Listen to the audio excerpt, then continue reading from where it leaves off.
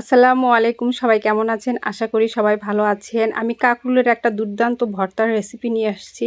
তো আশা করি এই ভর্তাটা আপনাদের অনেক ভালো লাগবে। এত সুস্বাদু এই ভর্তা আপনারা না করে খেলে বুঝবেন না। তো ভর্তাটা শুরু করি। তো এখানে আমার কিছু কাঁকরোল আছে, আর এই কাঁকরোলটা কিন্তু পাকা ছিল, ফ্রিজে ছিল। তো ভাবলাম এটা ভর্তা করি। তো ভর্তা করলে এই ভালো লাগবে। তো এখানে পেঁয়াজ, রসুন, আর আমি এখানে চেলা মাছের ছোটো যে শুটকি এটা একটু নিয়েছি। তো এই শুটকি দিয়ে আমি এই কাঁকরোল ভর্তা করব। তো এখানে আমি অল্প পরিমাণে পানি দিয়েছি, আর এই কাঁকরোলটা আমি দিয়ে দিলাম। আর এখন কিছু হলুদ আর একটু লবণ দিয়ে আমি এটা সিদ্ধ করে নিব। তো এই কাঁকরোলটা আমার দেখেন সিদ্ধ হয়ে গেছে, একদম শুকনা করে এর ভিতরে আমি সিদ্ধ করে নিয়েছি, এক ফোঁটাও পানি রাখিনি। আর এভাবেই এটা সিদ্ধ করতে হবে। তো এই কাঁকরোলটা আমার সিদ্ধ হয়ে একপাশে আমি রেখে দিয়ে এটা ঠান্ডা হওয়ার জন্য। তো এখন আমি কড়াইয়ে একটু সরিষার তেল দিয়েছি, আর কয়েকটা আমি শুকনা মরিচ নিয়েছি। আর এই শুকনা মরিচটা আমি ভালো করে ধীরে আঁচে ভাজবো, তাহলে এই মরিচের যে বিচি এগুলো ভালোভাবে হয়ে যাবে, আর ভর্তাটাও খেতে ভালো লাগবে।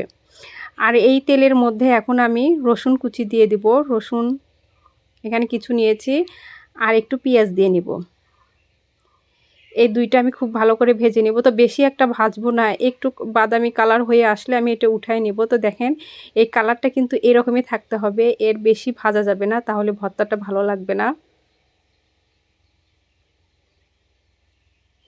তো এই দুইটা আমি উঠানোর পরে এখন আমি যে শুটকি ছিল এই শুটকিগুলো আমি ভালো করে ধুয়ে নিয়েছি, এটা তেলের মধ্যে আমি ভেজে নিব।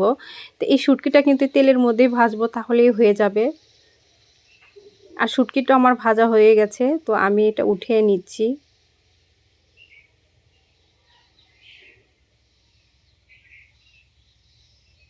তো এখন আমি এই সবগুলো ভালোভাবে ডলে নেব। তো শুকনো মরিচে প্রথমে লবণ দিয়ে ভালো করে একটু ডলে নিচ্ছি। তো এই শুকনো মরিচটা কিন্তু ভালোভাবে ডলে নিতে হবে, তাহলেই এই ভর্তার কালারটা খুব ভালো হবে। তো আমি এটা ভালো করে ডলে নিয়েছি।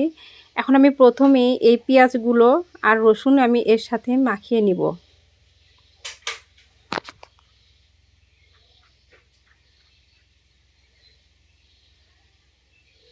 তো রসুনগুলো কিন্তু হাতের সাহায্যে একটু চাপ দিতে হবে, তাহলে একটু গলে যাবে। তো এরকমই কিন্তু থাকবে এই ভর্তাটা। আমি একটু আস্তে আস্তে রেখেই পুরো ভর্তা করব। তো আমার কিন্তু এইভাবে ভর্তা করলে ভালো লাগবে। দেখেন রসুনগুলো আমি হাতের সাহায্যে একটু চেপে চেপে দিচ্ছি, তাহলে এটা একটু গলে যাবে।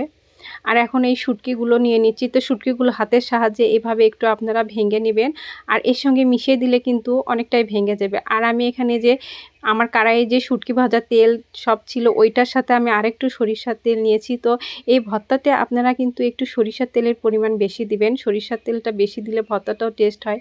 দেখেন আমি কিন্তু অনেকগুলো তেল দিয়েছি। আর এই ভর্তাটা কিন্তু এমনিতেই খাওয়া যায়, এত মজা লাগে। দেখেন দেখতেই কিন্তু অনেক লোভনীয় লাগছে। আপনারা চাইলে এই ভর্তা মরিচের ভর্তাও খেতে পারেন। তো আমি এখন কাঁকরোলগুলো দিয়ে এই মরিচ ডলার সাথে ভালো করে আমি ডলে ডলে মেখে নিব। তো হাতের সাহায্যে ভালোভাবে আপনারা এটা ডলে নেবেন। দেখেন তো আমি এভাবে চেপে চেপে দিচ্ছি, আর এই ভর্তাটাকে এরকম একটু আমি আস্তে আস্তেই রাখবো, এটাই আমার খেতে ভালো লাগে। তো সবার যদি এই ভর্তার রেসিপি ভালো লাগে তো অবশ্যই আমার চ্যানেলটি সাবস্ক্রাইব করবেন। সবাই ভালো থাকবেন। ধন্যবাদ আমার ভিডিওটি দেখার জন্য।